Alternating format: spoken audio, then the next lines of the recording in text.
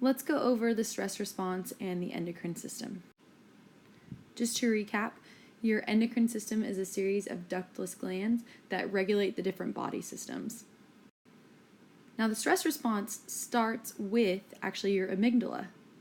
When your eyes or ears or other senses detect some danger, your amygdala is what's responsible for emotional processing.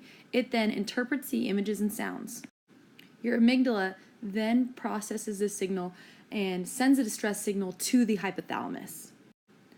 While the pituitary is the master gland, the hypothalamus is like your command center. So it communicates with the rest of your body through your autonomic nervous system. Your hypothalamus then signals to your adrenal glands, which are right on top of your kidneys, and it signals that there's a stressor. Your adrenal glands then secrete what's called epinephrine. Epinephrine is also what's known as adrenaline, so those are the same thing.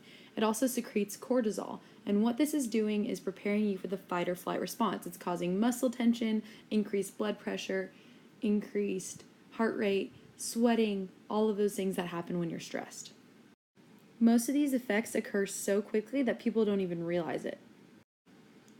Now, stress ends the same place it starts, with the hypothalamus. So when the stressor is gone, your hypothalamus releases ACTH, which basically pumps on the brakes to your kidneys and stops the production of cortisol. Once we get rid of the cortisol and the epinephrine, then we see those other responses from the stress response stop. This can happen through relaxation, through mindfulness, physical activity, and even from a little social support.